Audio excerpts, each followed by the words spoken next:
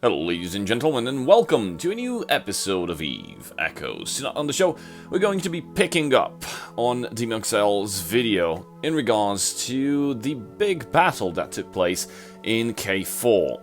I don't know if you're aware, but a few days ago, a big battle took place in the system of K4, and, well, let's say the players weren't actually satisfied with the gaming user experience.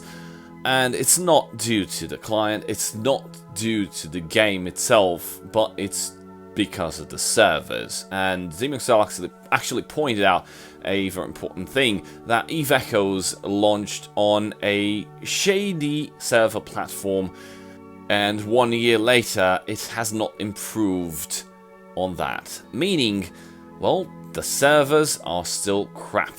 And why is that? Well, the servers are supposed to be handling like 800, 900 players. And in one of the recent patch notes, the guys at NetEase actually stated that they have increased the cap of players that can be inside a given system in high-sec, low-sec, and null-sec. I think in null-sec they increased it to 1,200 players. Well, of course, that number is appealing, and we all know that Eve battles are one of the biggest battles in MMO history. That's not the case for Eve Echoes, because Eve Echoes does not have the same infrastructure as CCP. And we'll go into that a bit later, but right now, let's take a look at what the guys posted in the Facebook groups and on other social medias. So for added perspective, for those who weren't at the K4 battle of the black screens, good fights to everyone. We all hung out and fought for 3 to 6 hours in the occasional screen darkness set to 100%. So courtesy of the people who posted these screenshots, this is a screenshot of the battle before it actually took place. It counted, the system in local counted 795 players. And when the fighting began, well, the system had around 800 players, and this pretty much went on for many hours, and the players got actually frustrated, and most of them just disconnected completely throughout the game, and like, we're going to fight this some other day or whatever, because right now this battle, this game is unplayable for us. After that specific day, NetEase posted this on Twitter. We're aware and working on a solution to client performance issues during large-scale battles. A temporary one will be adding performance mode, turned off ship model, and VFX to reduce lag early November. A long-term fix will be added later on. Thanks for your patience and understanding.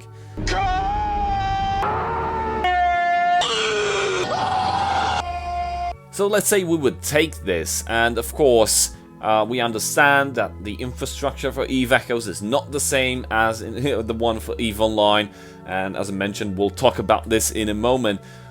But what really angered the players and angered everybody was the fact that NetEase actually blamed the client performance.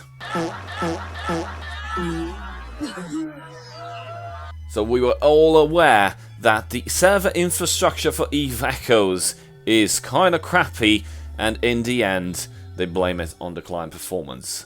Yeah, right.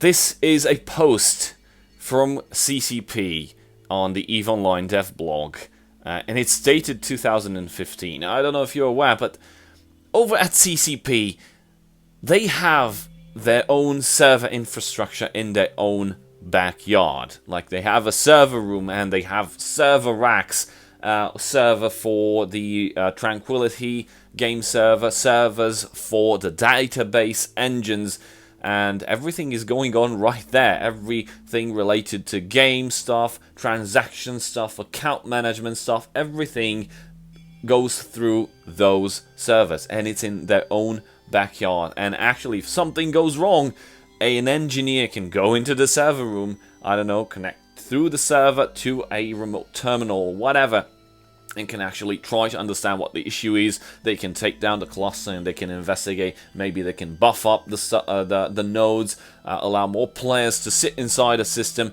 It's all dynamic and it's a remarkable piece of engineering that the guys over at CCP actually managed to achieve. And by the way, as stated in their own article, they use military-grade hardware. Now, one might think, what's military-grade hardware? Well, in terms of performance, usually you have access to, let's say, multi-core layered CPUs, multiple server racks that interact with one another, controllers, and all that. And it's all described right here in this article. And it's pretty interesting. If you want to give a read, I'll put a link in the description. So this is how CCP's Tranquility server infrastructure looks like. It's a bunch of server racks which communicate with one another, allowing a dynamic shift of resources, so that if they want to like reinforce the nodes over in Jita, or they want to reinforce some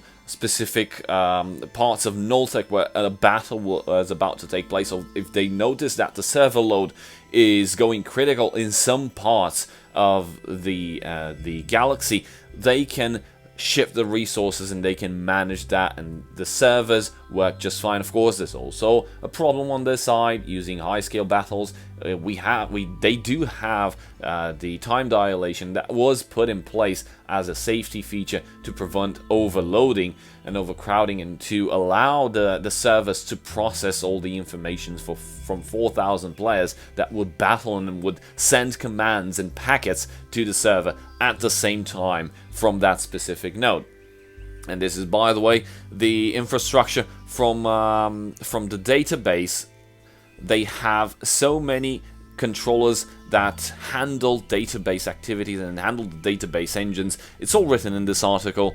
It's a remarkable piece of engineering, and what they managed to achieve is, beyond any doubt, simply amazing.